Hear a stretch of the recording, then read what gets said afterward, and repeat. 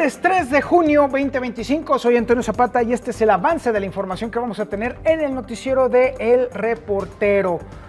Ya después de unas horas de pasada la elección judicial, queda bastante claro que gobernadores y gobernadoras se tiraron a la hamaca y no operaron políticamente. Obviamente va a haber mucha llamada de atención en este tema, en esta fallida elección judicial. Oiga, pues con un 87% de abstención, pues ese triunfo que está cantando la presidenta Claudia Sheinbaum, pues no se ve, no se siente. Nomás le faltaron sus 22 millones de votos de los 36 que estaba presumiendo ella de su elección. ¿Dónde están esos fieles?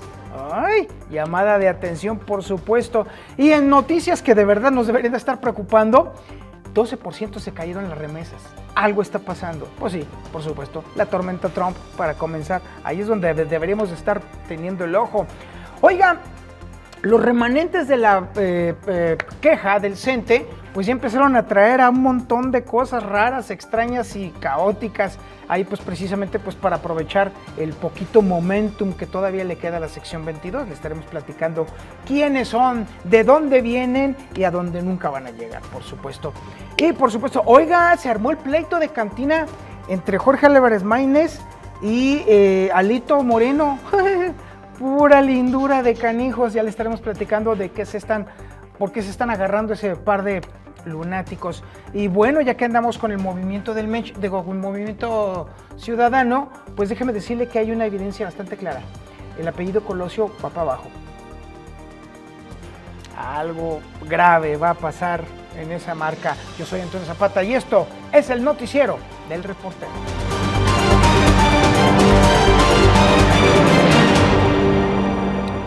Mientras los números oficiales siguen precipitándose como cascada de realidades incómodas, emerge un dato que no precisamente adorna el currículum de la autoproclamada transformación.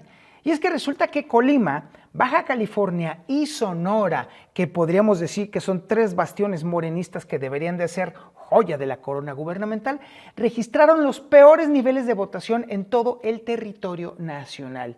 Y no, amiguitos míos, no estamos hablando de ser los peores entre los mejores, sino lisa y llanamente de ocupar el podio de la mediocridad electoral.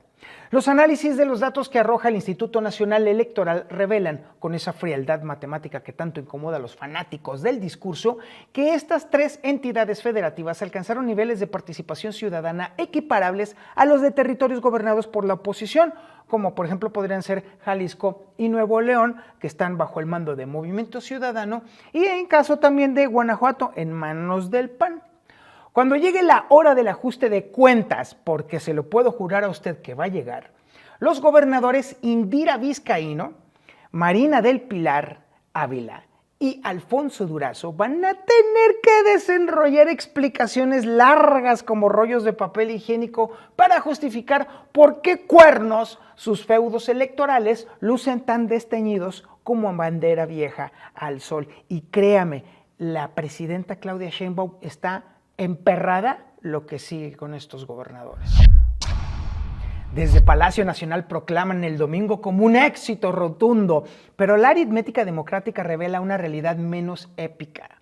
Apenas 1 de cada 10 mexicanos se dignó a decidir cómo se va a integrar el Poder Judicial de todo el país con una participación que no superó el 13%, o sea, en resumidas cuentas, 87% de abstención. Esa es la realidad pura y dura, aunque diga Claudia Sheinbaum lo que diga.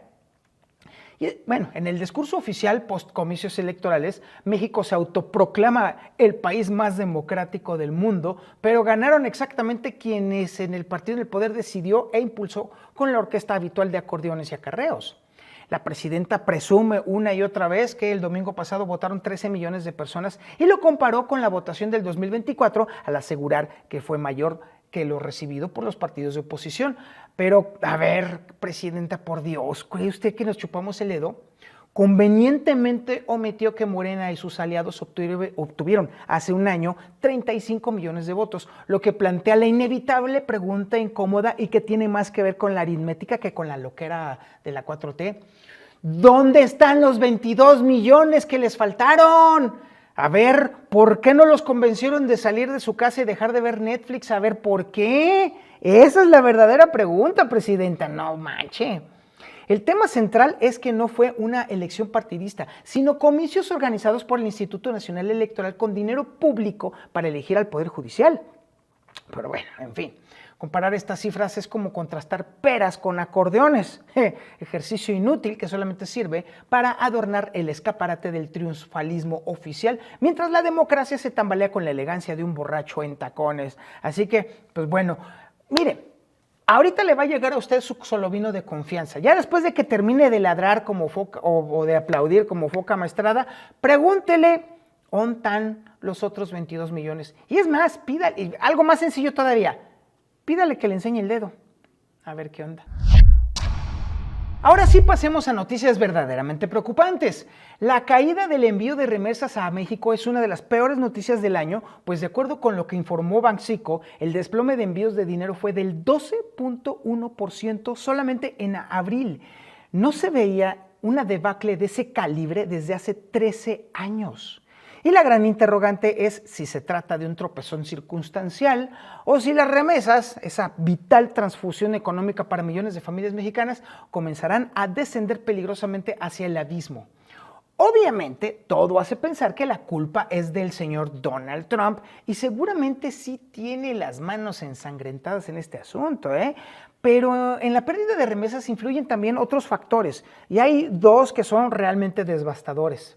Se están haciendo menos envíos y los que se hacen son por montos menores que en meses anteriores. Esa es la realidad. En resumidas cuentas, en Estados Unidos la cosa va francamente de mal en peor para la mayoría de la población. Bueno, excepto por supuesto en el círculo dorado de millonarios trumpistas. Pues ahí sí, esos están a todo dar. Pues déjeme decirle, y el tema radical, o en todo caso más que radical, conceptual en todo este asunto, es que el empleo se ha contraído. Así, esa es la triste realidad en Estados Unidos. Obviamente esto también cortesía de las sacudidas por los aranceles. Y al mismo tiempo, cada vez más paisanos tienen miedo de salir a la calle por temor a ser deportados en medio de la Operación Aurora, que busca deportar entre 15 y 20 millones de personas. Y obviamente si la gente no sale, entonces obviamente el empleo se cae. Así de sencillo y así de terrible y brutal es la lógica aritmética de este asunto. Lo peor es que a esta pesadilla no se le ve salida y pues prácticamente es una especie de túnel sin luz. Y obviamente esto condena a nuestros migrantes a vivir en la clandestinidad mientras sus familias en México ven evaporarse el dinero que les permitía sobrevivir con dignidad. Allí sí debería de estar metido el gobierno federal, no en estar haciendo cuentas alegres de una elección fallida. Pero pues ya ve, el estilo mexicano es increíblemente loco. El plantón y movilizaciones de la Coordinadora Nacional de Trabajadores de la Educación allí en la Ciudad de México y que ha convertido el tránsito capitalino en un calvario digno de Sísifo, se ha transformado en el imán perfecto para que otros grupos inconformes se encuentren en el movimiento magisterial, pues aunque sea una oportunidad dorada para protestar contra lo que sea. Es más, ya es una especie de concentración de chile, mole, chipotle, azúcar, sal, harina, es un desmadre ya. Y es que resulta que otros colectivos que no tienen ni remotamente la fuerza política de la CENTE se han, vamos a decirlo así, colado con los maestros disidentes como polizones en barco ajeno, entregando panfletos, desplegando pancartas y gritando consignas más variopintas que usted se puede imaginar para hacerse notar en el mare magnum de la protesta. Entre estos oportunistas del descontento están las mujeres mazatecas, usuarios de energía eléctrica, hartos de los cobros abusivos y miembros del Partido Comunista de México que aprovechan cualquier escenario para recordarnos que aún existen. También están por ahí un grupo de comerciantes poblanos, también andan por ahí otro de ejidatarios zacatecanos que aprovecharon el bloqueo de la CENTE, allí, pues, sobre todo también en la Secretaría de Gobernación, para protestar contra los gobernadores Alejandro Armenta y David Monreal, respectivamente, transformando la protesta magisterial en una especie de, no sé cómo le podríamos decir, mercado persa de las inconformidades. Y la pregunta del millón es, ¿cuántos más van a usar a la CENTE como vehículo para expresar sus causas? Porque a estas alturas ya le podemos decir que el plantón de la gente ya es un Frankenstein de protestas diversas, donde cada quien busca colgar su pancarta particular en el tendedero del descontento nacional. Y créame que ese tendedero ya termina por no entenderse. Uno pasa por allí y dice, ¿de qué carajos se están quejando? No sé de qué están hablando. Que un personaje como Alejandro Moreno te restriegue en la cara verdades ya debe de ser algo así, mire, ya ni siquiera vergonzoso, sino incluso como para salir corriendo del país y pudrirse en el ostracismo. Y es que el cuestionadísimo priista no suelta a Movimiento Movimiento Ciudadano, y ayer se dio el lujo de criticar las tendencias etílicas de Jorge Álvarez Maínez, pues se mofó de que haya dicho que el Partido Naranja ya es la primera fuerza política en Durango, cuando en realidad la primera fuerza política la tiene el PRI. Y lo peor de todo el asunto es que aritméticamente Alejandro Moreno tiene razón y Jorge Álvarez Maínez se equivoca rotundamente. Bueno, más allá de la equivocación, miente rotundamente. Y pues obviamente Alejandro Moreno aprovechó para decir que a lo mejor se confundió Jorgito Álvarez Maínez porque venía, de acuerdo a lo que dijo él, enjarretado de la fiestecita que se puso. Así lo dijo textualmente Alito, con esa elegancia verbal que lo caracteriza, dejando claro que para él las declaraciones de Maínez huelen más a copas de más que análisis político serio. Sin embargo, se entiende la molestia que tiene con los emesistas, pues destacó que, de haber optado la oposición por una coalición en la elección local de Veracruz, pues la verdad es que hubieran barrido con Morena. Y no es que esté completamente desencaminado el campechano, la verdad. Es que además también hay que recordar que en las elecciones recientes veracruzanas, Morena se quedó con 140 de los 212 municipios, incluyendo las principales ciudades del estado, pero los márgenes fueron más estrechos de lo esperado, con el PAN arrebatándole municipios clave, como lo es obviamente Boca del Río. Eso les dolió en la cola a los morenistas. La realidad es que mientras Alito y Maínez se dedican a intercambiar estiércol como cerditos enojados, Morena sigue cosechando triunfos aprovechando precisamente esa división opositora que parece más interesada en pelearse entre sí que en construir una alternativa real. Y al final, pues son tan tontos que cada bola de heces fecales que se lanzan es un voto que le regalan al oficialismo. Ay, niños.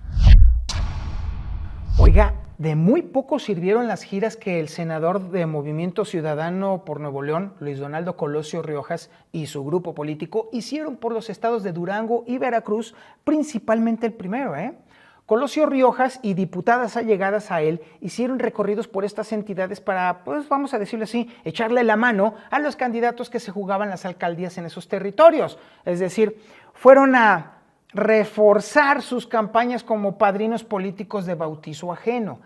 En su momento fueron cuestionados porque en días y horas de trabajo, pues estaban duro y tupido ahí en ese changarro, en vez de estar trabajando en y por Nuevo León.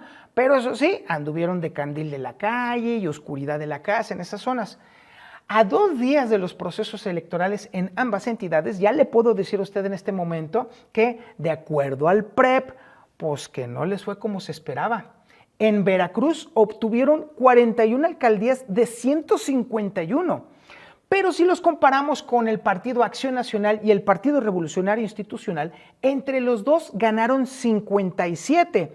Y si además sumamos las del Partido del Trabajo y las del Partido Verde Ecologista de México, juntos se llevaron 41.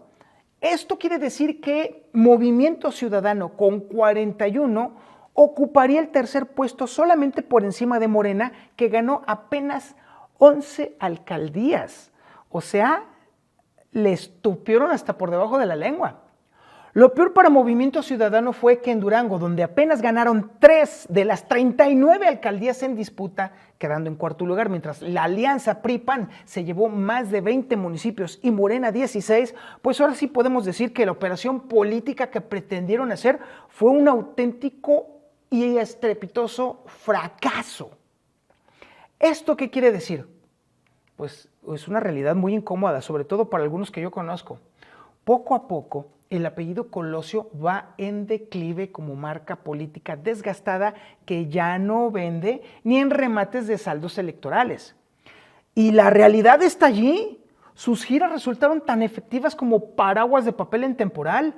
Chorro de ruido, eso sí, pero muy poca protección, y al final todos terminaron empapados en el fracaso. Y esto déjeme decirle que incluso hasta para los estrategas políticos que ya se estaban tratando de remolinar alrededor del apellido Colosio, pues ahora sí lo están viendo con verdadera preocupación, porque ante la evidencia de que el apellido ya no jala, pues nos queda bastante claro que ahora sí se van a tener que poner a trabajar, y pues ante estos nuevos tiempos, pues evidentemente los analistas políticos, o en todo caso los mercadólogos políticos, ya no tienen mucho que hacer allí.